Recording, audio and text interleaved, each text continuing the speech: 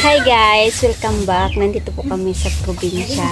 For today's vlog guys, iigib kami ng tubig doon sa malayo.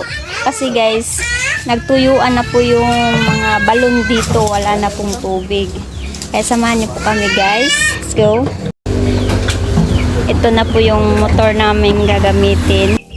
Naiga na yung balon.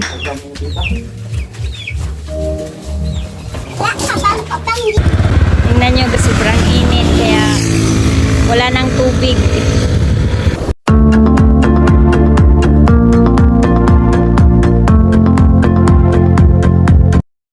Sa Corilaw po kami mag-iigib dahil may tangke daw doon. Doon po kasi nag-iigib si kuya kung wala nang tubig yung balon nila. Naiiga na kasi guys dahil sa sobrang init ng panahon. Ito naman po ang kanyang motor. Ito po yung ginagamit niya sa pag-iigib dahil wala pong ibang gagamitin kundi yan lang pong motor niya. Dito na kami sa Corilaw guys. Kung lalakarin dito mga 1 oras siguro mahigit sa sobrang layo. Kaya kailangan talaga may motor. Dito po nag-iigib si kuya. Ito po yung tangke na sinasabi ko guys. Sobrang lakas ng agos ng tubig dito, malinis din. Kasi yung paligid wala pong bahay. Tiningnan ni kuya yung taas guys. Baka may mahulog na niyog. Marami pa namang bunga sa taas. Kaya hindi rin safety dito mag-iigib. Baka biglang may mahulog. Matamaan yung ulo. Kaning dagat? Oh. May tubig dito.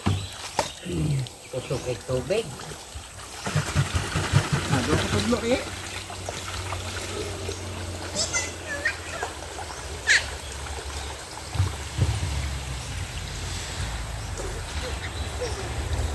Ay, ito mga tiguan dito. Asa mo sila magkabo? Naala saan? Bigyan yung dito ng pan. Atol mo yung kapangilutan ng kapatong padaan. Buwangan dito. Oh.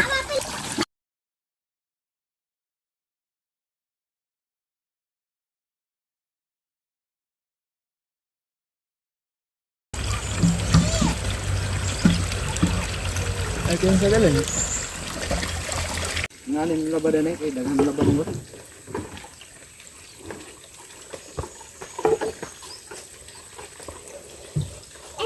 Butang papam.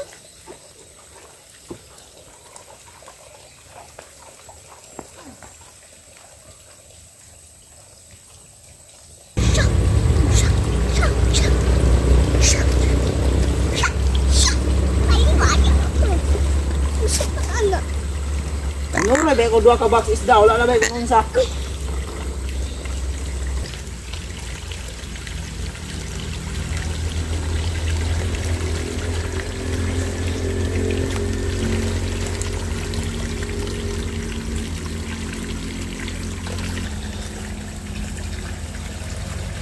Balay. Wala ni taklaw. Wala.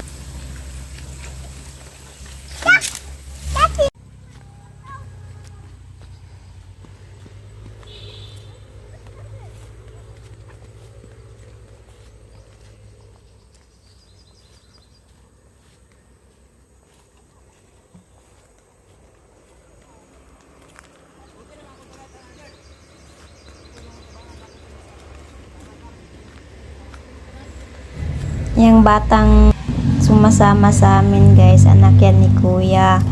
Yan po yung batang matulungin. Kung anong ginagawa ng kanyang ama, yun din ang ginagawa niya. Tingnan nyo yun, karga-karga nyo yung galon. Parang hindi siya mapakali kung hindi siya natulong. Ito.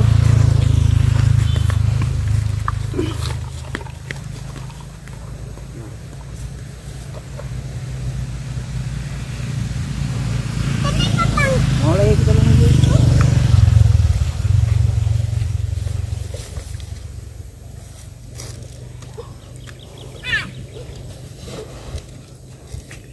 Sulod ba? Butang papam.